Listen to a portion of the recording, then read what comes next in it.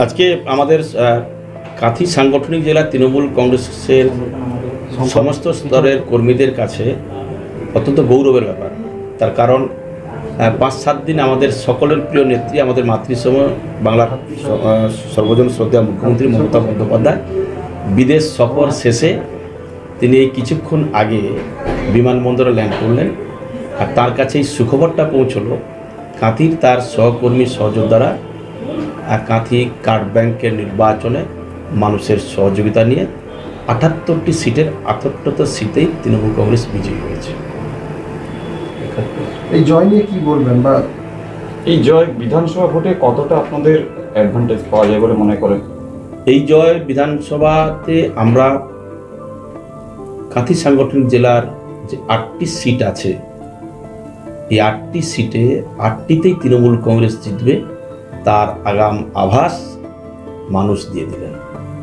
যেখানে একটা প্রশ্ন হচ্ছে, তো কোনটাই কোঅপারেটিভ ব্যাংকের চেয়ারম্যান নির্বাচনকে কেন্দ্র করে দলনেত্রী পর্যন্ত ঘটনা গড়িয়েছিল, এই জায়গায় কার্ড ব্যাংকের নির্বাচনে আবার সেই রাজ্য নেতৃত্বকে বা নির্বাচনের ক্ষেত্রে আমাদের কাজ নির্বাচন করানো, আমাদের কাজ ভোট জেতানোর, মানুষকে সঙ্গে নিয়ে দলকে সমৃদ্ধ করার। দলে কে পদ পাবেন, কোনটাই কার্ড ব্যাংকের কে চেয়ারম্যান হবেন, কে ভাইস চেয়ারম্যান হবেন, কে সেক্রেটারি হবেন, এসব কিছুই করবেন আমাদের প্রিয় নেত্রী মুখ্যমন্ত্রী মমতা বন্দ্যোপাধ্যায়। সম্ভাব্য কি রয়েছে আপনার? না, ওটা যা করবেন দিদি করবেন, দিদির বাইরে কিছু না।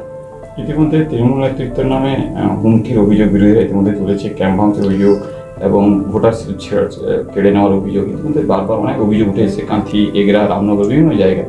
সেই বিষয়টা কীভাবে দেখছেন? রাজনৈতিক প্রতিপক্ষরা নির্বাচনের আগেই হাল ছেড়ে দিয়েছে।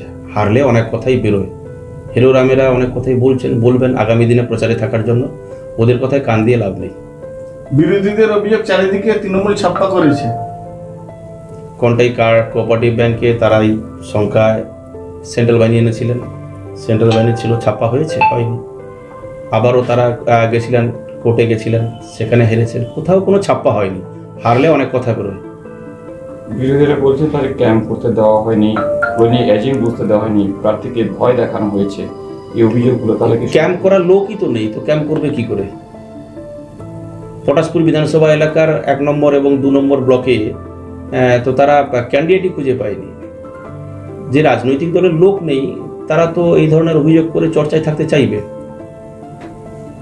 আপনার কি মনে হয় যে এই মুহূর্তে সমবায় এই ব্যাংকের যে কি কি ডেভেলপমেন্ট স্থগিত ছিল, বা আবার নতুন এই বোর্ড আসার পর? বিগত বেশ কয়েক বছর ধরে শুভেন্দু অধিকারী তিনি এই ব্যাংকের চেয়ারম্যান ছিলেন।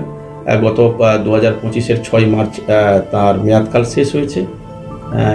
কোনটাই কোঅপারেটিভ, কোনটাই card bank, Vidyasagar central cooperative bank, এই বিভিন্ন ব্যাংকে তিনি চেয়ারম্যান ছিলেন। তার চেয়ারম্যান থাকাকালীন কোনটাই কার্ড ব্যাংক কিংবা কোনটাই কোঅপারেটিভ ব্যাংক কিংবা বিদ্যাসাগর সেন্ট্রাল কোঅপারেটিভ ব্যাংকের অগ্রগতিতে রুকাবট এসেছিল।